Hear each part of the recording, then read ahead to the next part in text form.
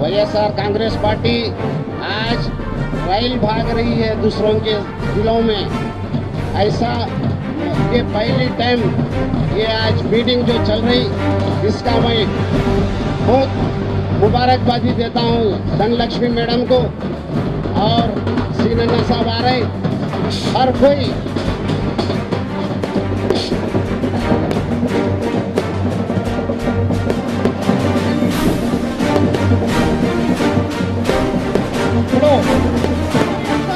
जोहार जोहार जोहार వైఎస్ఆర్ जोहार जोहार అందరూ అడే ఉంటే అక్కడ ఫోటోస్ ఏం రా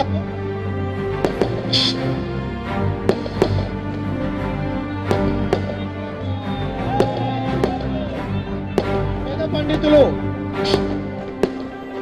ఇక్కడున్న వేద పండితులు మమ దేవా విహవే సంత సర్వ ఇంద్రావంతో మరుతో విష్ణురగ్నే దేవీ షడర్వేరణ కృణోత విశ్వే దేవాస హవేరయద్ధం మహాస్మహి ప్రజయామాతనోభిర్మారథమద్యుషతే సోక్తం ప్రత్యంచోయంత నిగుద పునస్తే మహిషాంచత్తం ప్రభుధాభ్యామో బాధామహేతాన్ వసవో రుద్రాదిత్యాయోస్తు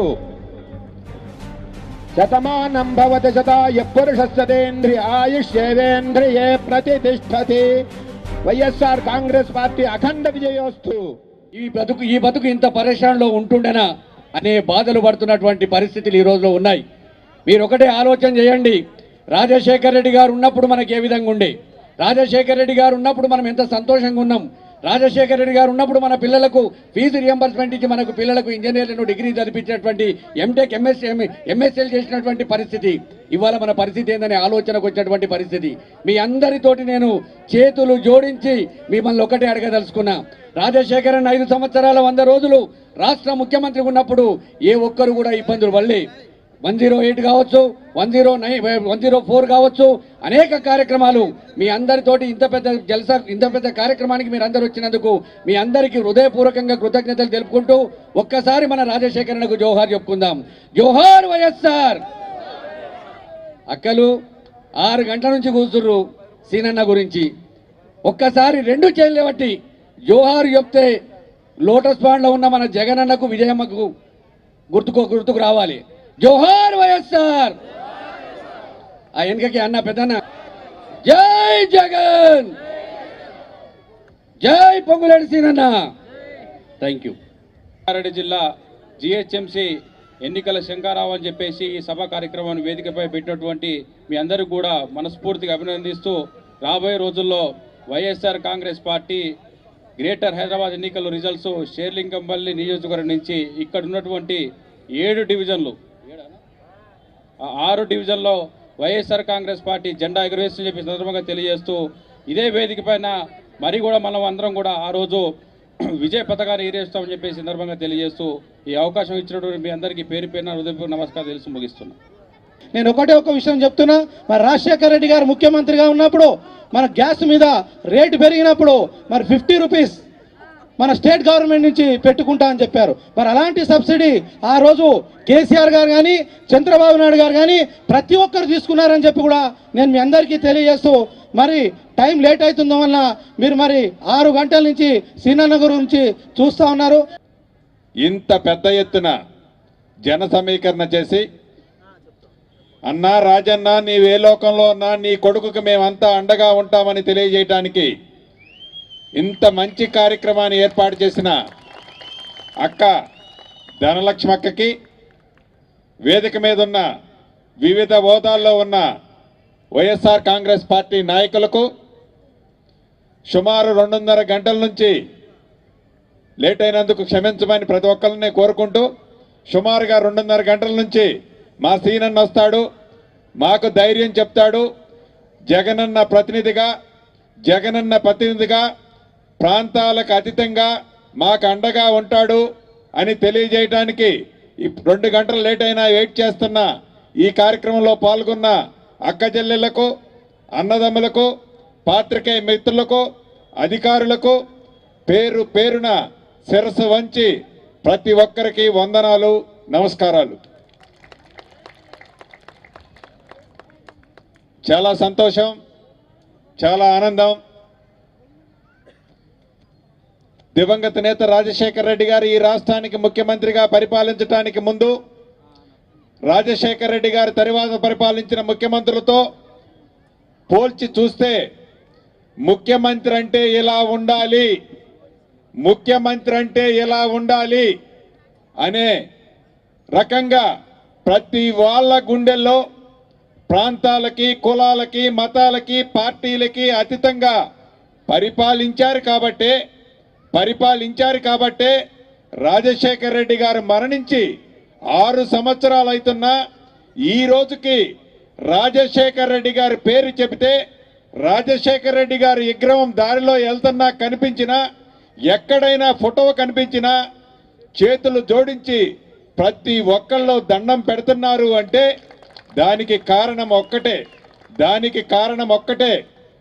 2004కు ముందు పరిపాలించిన పెద్దల పరిపాలనని తను ప్రత్యక్షంగా మండు టెండలో పాదయాత్ర చేసి ప్రజల కష్ట సుఖాలు తెలుసుకొని 2004 సార్వత్రిక ఎన్నికల్లో యావత్ అప్పుడు ఉమ్మడి రాష్ట్రంలో యావత్ ఆంధ్రప్రదేశ్ ప్రజలు రాజశేఖర రెడ్డి గారికి పట్టం కడితే ముఖ్యమంత్రి అయిన తర్వాత ప్రజల కష్టాలు తెలుసుకున్న ముఖ్యమంత్రిగా ఏ పార్టీ వాళ్ళు వచ్చినా, ఏ మతం వాళ్ళు వచ్చినా, ఏ కులం వాళ్ళు వచ్చినా, ఏ ప్రాంతం వాళ్ళు వచ్చినా రాజన్న నాకు ఈ పని ఉన్నది అని అంటే నీదే పార్టీ అని ఎవరిని అడగకుండా ప్రతి ఒక్కళ్ళకి సహాయం చేశారు కాబట్టే ఈ రోజుకి రాజశేఖర రెడ్డి గారిని మనం గుండెల్లో పెట్టి మన మధ్య లేకపోయినా పూజిస్తున్నాం. దానికి కారణం ఆయన చేసిన మంచి కార్యక్రమాలని చెప్పక తప్పదు. రాజశేఖర రెడ్డి గారి మరణం తర్వాత ఈ రోజు పరిపాలిస్తున్న ముఖ్యమంత్రి గారితో కలిపి 3 ముఖ్యమంత్రులు పరిపాలించారు. తెలంగాణ విషయానికి వస్తే సుమారు తెలంగాణ ప్రజలు 60 సంవత్సర పోరాట ఫలితంగా అనేక మంది యోధుల ప్రాణదాన ఫలితంగా తెలంగాణ బిడ్డల కోరిక మేరకు తెలంగాణ రాష్ట్రాన్ని కాంగ్రెస్, బీజేపీ పార్టీలు ఇవ్వటం జరిగింది. తెలంగాణ రాష్ట్రం ఏర్పడిన తర్వాత 13 సంవత్సరాలుగా నేను పోరాటం చేశాను అని చెప్తున్నా ఈ రోజు ముఖ్యమంత్రి గారు చంద్రశేఖరరావు గారికి ఇచ్చిన 2 పార్టీల్ని కాదని టిఆర్ఎస్ పార్టీకి యావత్ తెలంగాణ బిడ్డలు మొట్టమొదటి ముఖ్యమంత్రిగా చేసే అవకాశాన్ని తెలంగాణ బిడ్డలు ఇచ్చారన్న సంగతి కూడా మనకి తెలుసు. ఎన్నికలకు ముందు కానీ ఎన్నికలకు తర్వాత కానీ ఈనాడు అధికారంలో ఉన్న టిఆర్ఎస్ పార్టీ అనేక వాగ్దానాలు చేసింది. మేనిఫెస్టోలలో బంగారు తెలంగాణని చిత్రీకరించి తెలంగాణ గడ్డ మీద నేను పుడితే చాలు, తెలంగాణ బిడ్డనై ఉంటే చాలు, నా జీవితం బాగుపడుతుందని అనేక కలలు కన్నారు తెలంగాణ బిడ్డలు. తీరా సుమారు కొద్ది రోజులైతే సంవత్సరం అవుతుంది తెలంగాణ రాష్ట్రం వచ్చి ముఖ్యమంత్రిగా ప్రమాణం చేసి పెద్దల చంద్రశేఖరరావు గారు సంవత్సరం కావస్తుంది. సుమారుగా చేసిన వాగ్దానాల్లో, ఇచ్చిన మాటల్లో ఏ ఒక్కటి ఈ రోజుకు నిలబెట్టుకోలేదన్న సంగతి కూడా మనకి తెలుసు. చివరికి ఏదైతే పెన్షన్లు నేను 200 రూపాయలు 1000 రూపాయలు ఇచ్చానని చెప్తున్నారో ఏమి పెన్షన్లు ఇచ్చారు, ఏ రకంగా ఇచ్చారు? 2004లో దివంగత నేత రాజశేఖర రెడ్డి గారు అంతకుముందు 72 రూపాయలు ఉన్న దాన్ని 200 రూపాయలు ఇవ్వటం జరిగింది. ఆనాడు వయసు పరిమితి 60 సంవత్సరాలున్న ప్రతి ఒక్కరికి ఇవ్వటం జరిగింది. 60 సంవత్సరాలని 65 సంవత్సరాలు చేశారు. ఏదైతే 2004కి లిస్టుకి కంపేర్ చేసుకొని మేము 5%, 10% పెంచాము జనాన్ని అని చెప్తున్నారు. సుమారు 11 సంవత్సరాలు అవుతుంది రాజశేఖర రెడ్డి గారు ఇచ్చిన లిస్టుకి ఈ రోజు మీరు ఇస్తున్న లిస్టుని పోలిస్తే పేరుకు పెంచామని చెప్తున్నారు తప్ప వేలాది మంది ప్రతి జిల్లాలో వేలాది మంది అర్హులకి చిన్న కుంటి షాకులు చూపించి ఏదైతే పెన్షన్లు వితంతువులకు కానీ వికలాంగులకు కానీ మైనారిటీ వికలాంగులకు కానీ వయోవృద్ధులకు కానీ మీరు పెన్షన్ల కుంటి శాఖ చెప్పి చాలామంది యోగ్యులైన అర్హులైన ప్రతి ఒక్కరికి పెన్షన్ కూడా మీరు ఇవ్వలేని పరిస్థితిలో ఉన్నారు. అదే రకంగా రైతులకు మీరు చేసిన వాగ్దానం, నేను అధికారంలోకి వచ్చిన మరుక్షణం ₹1,00,000 ప్రతి రైతుకి రుణం మాఫీ చేస్తున్నారు. అధికారంలోకి వచ్చిన తర్వాత రైతుకి మీరు ఐదు సార్లు అంటే ప్రతి సంవత్సరం 20,000 చొప్పున మాఫీ చేస్తానని ప్రకటించి 20,000 చొప్పునే మాఫీ చేశారు మొదటి సంవత్సరం. ఇట్లా చెప్పుకుంటూ పోతే మొక్కుబడిగా తెలంగాణ బిడ్డల కన్నీళ్లు తుడవకుండా ఏదో చేశామని చెప్పటం తప్ప చేసిన వాగ్దానాల్లో ఇచ్చిన హామీల్లో ఈ రోజుకి ఏదీ నెరవేర్చలేదన్న సంగతి కూడా మనకి తెలుసు. అదే రకంగా సీమాంధ్ర విషయానికి వస్తే హైదరాబాద్ని నేను సింగపూర్ చేశాను, మలేషియా చేశాను, అనేక అద్భుతాలు సృష్టించానని చెబుతున్న ఈనాడు ఆంధ్రప్రదేశ్ ముఖ్యమంత్రి గౌరవ చంద్రబాబు నాయుడు గారు ఏమి చేశారో, అక్కడ ఎన్నికల్లో ఎన్ని వాగ్దానాలు చేసి అధికారంలోకి వచ్చారో, అధికారంలోకి వచ్చిన తర్వాత చేసిన వాగ్దానాలను ఎన్ని నెరవేర్చారో కూడా మనకి చూస్తున్నాం. ప్రత్యక్షంగా మీడియాలో అనేక కథనాలు వింటున్నాం. ఏదో కళ్ళబొల్లి మాటలు చెప్పి, మాయ మాటలు చెప్పి అక్కడ అధికారంలో వచ్చి తెలంగాణ ప్రాంతంలో కూడా నా సత్తాను చూపిస్తాను, సీమాంధ్రని అభివృద్ధి చేస్తున్నట్టు తెలంగాణను కూడా అభివృద్ధి చేస్తానని చెబుతుంటే చాలా హాస్యాస్పదంగా ఉంది.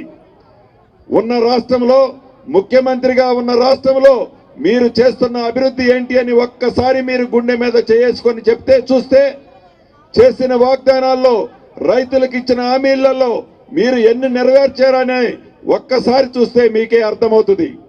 ఏ ఒక్కటి కూడా అక్కడ ముఖ్యమంత్రిగా ఉన్న చంద్రబాబు నాయుడు గారు కూడా ఏ ఒక్కటి కూడా నెరవేర్చలేదన్న సంగతి మనకు తెలుసు. కానీ ఈ రోజుకి మహానేత దివంగత నేత రాజశేఖర రెడ్డి గారి కన్నా కలలు నెరవేర్చడం కోసం, మన బతుకులు బాగు చేయటం కోసం మన జగనన్న అనేక కష్టాలు పెట్టినా తట్టుకొని మన కోసం, మన కుటుంబాలు బాగు కోసం అనేక కార్యక్రమాలు చేపట్టాలని దృఢ సంకల్పంతో ఉన్న సంగతి కూడా మనకి తెలుసు. ఏదైతే తెలంగాణ ప్రాంతంలో ఈనాటి ముఖ్యమంత్రి పెద్దల చంద్రశేఖరరావు గారు ఇచ్చిన హామీల్లో యువకులకి ఉద్యోగాల విషయానికి వస్తే 1 సంవత్సరం గడుస్తున్నా ఈ రోజుకి ఏ ఒక్క ఉద్యోగం కూడా యువకులకు ఇవ్వలేదన్న సంగతి తెలుసు. మైనారిటీలకు చేసిన వాగ్దానాన్ని నెరవేర్చలేదు. దళితులకి, మహిళలకి, విద్యార్థులకి చేసిన వాగ్దానాలు కూడా ఏమీ నెరవేర్చలేదు. ఎన్నికలకు ముందు చాలా స్పష్టంగా చెప్తున్నాను, ఎన్నికలకు ముందు తను ఏదైతే వాగ్దానాలు చేశాడో, సీమాంధ్రకు సంబంధించిన వ్యక్తులు ఎవరు ఈ హైదరాబాద్లో ఉండే అర్హతే లేదు, వాళ్ళకి రక్షణ ఇవ్వము అని అనేక వాగ్దానాలు చేసిన పెద్దల చంద్రశేఖరరావు గారు మొన్న ఈ మధ్య నేను మీడియాలో చూశాను. చాలా నవ్వొచ్చింది. మీడియా మిత్రులు కూడా ఇక్కడ ఉన్నారు. సీమాంధ్రకు సంబంధించిన ఏ వ్యక్తికైనా చిన్న ముళ్ళు అరికాలులో గుచ్చుకుంటే నా పంటితో తెస్తాను ఆ ముళ్ళుని అని చెబుతుంటే ఎంత హాస్యాస్పదంగా ఉంది అంటే నవ్వక తప్పదు. ఆనాడు సీమాంధ్ర ప్రాంత ప్రజల్ని మీది అమెరికా, మీది పాకిస్తాను, మా ఇండియాలో మీరు ఎందుకుంటారనే రకంగా మాట్లాడిన ముఖ్యమంత్రి గారు అదే నోటితో సీమాంధ్ర ప్రజలకి చిన్న ముళ్ళు గుచ్చినా నా పంటితో తెస్తానంటే నిజంగా నవ్వొచ్చింది. ఏ కాలికైనా ముళ్ళు గుచ్చుకుంటే పంటితో తీయటం సాధ్యపడుతుందా? పంటితో ఆ ముళ్ళు దొరుకుతుందా అనే విషయాన్ని ఒక్కసారి మనం పరిశీలించుకొని ఒక్కసారికి మనం ఆత్మ పరిశీలన చేసుకోవాల్సి ఉంది. ఒక్క విషయం చెప్తున్నాను, ప్రాంతాలు వేరైనా, మతాలు వేరైనా, కులాలు వేరైనా, పార్టీలు ఏవైనా, ఆనాడు దివంగత నేత రాజశేఖర రెడ్డి గారు ఏ రకంగా అన్ని ప్రాంత ప్రజల్ని కాపాడాడో, ఆదుకున్నాడో, అదే రకంగా వైఎస్ఆర్ కాంగ్రెస్ పార్టీ మొదటి నుంచి ఒకే స్టాండ్లో ఉంది.